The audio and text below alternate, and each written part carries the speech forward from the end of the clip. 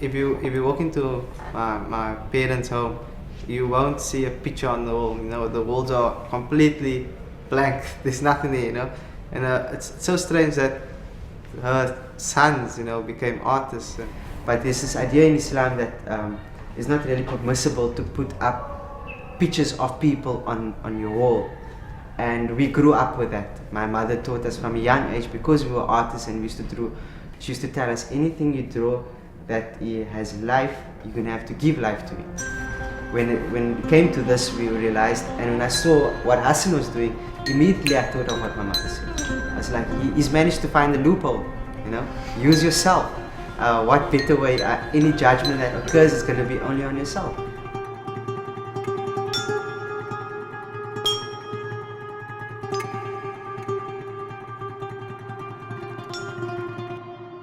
In the beginning, what we drew as inspiration within our work was a lot got to do with pop culture. You know, we were very attracted to the media, how the media used to kind of seduce us, and those kind of imagery, and we struggled. Like in our first, second, third year, we really struggled in finding that kind of subject matter that's gonna ground us. We had an idea of how to establish a career in art, but I think only in our fourth year we really understood that you need something solid to build on. It starts with the idea, you know. We have to have a concept, a theme that's going to make this body of work, right? The theme in the beginning was this kind of Eastern, Western conflict, but also within the environment of Cape Town, capturing Muslim life, Islamic life in Cape Town. Then Husain and I, we speak about the photographs. I think that's where we are unique. That's the most difficult part. Yeah. So we are creating works in our mind and conversing and debating about it until we both have an agreement. We kind of both have a similar image in our mind, and then we would go into the location, set up our tripod, set the camera, do a few series of shots to see if the color is right. Then Hasan will do a series of performance. I'll try to guide him to say, like, occupy this space, occupy that space. Remember not to occupy the same space, maybe with a different character, because you don't want to overlap the characters. And then after his series of performance, he would come in front of behind the camera, and again just a series of releasing the shutter. I would then do my series of performance, and like that.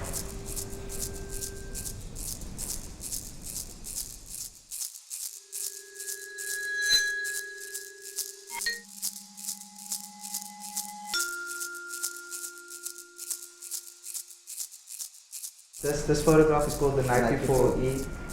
It's the night before Eid, which is in the month of Ramadan, the month of fasting. The last night, the community. But this is Qurbani Eid. Is it? Yeah. So there's two Eids. There's the Eid. This wasn't Qurbani Eid. This was Qurbani Eid. This was. Remember, while in them came to mosque the next day. It wasn't Qurbani Eid.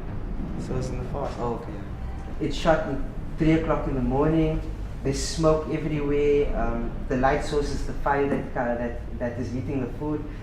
The other shot Hasan spoke about was the abattoir. We actually photographed the sheep being slaughtered in the same angle. So the camera is situated the same. And picture at every part there's a sheep hanging.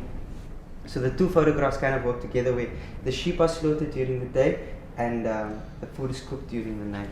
That night we spent kind of waiting for the right time to take the photograph, because if you can see, by each pot is about 5 people that's working on that pot. So to get them to take a break and to get them in the corner there, you have to wait till the potatoes go in.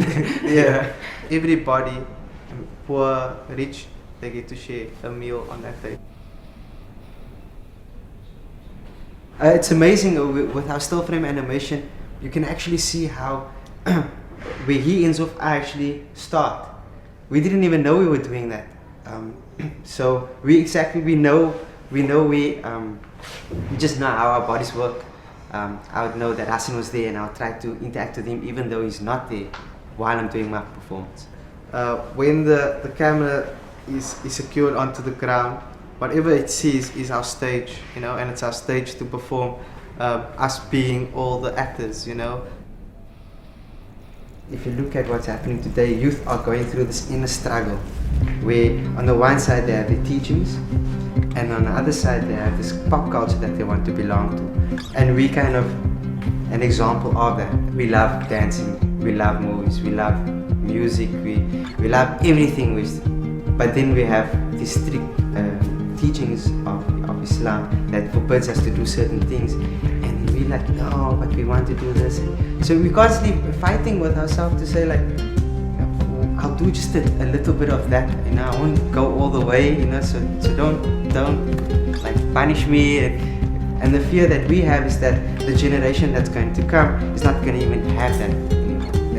They're going to say, you know, they're not even going to look at the religion. So the religion is going to die.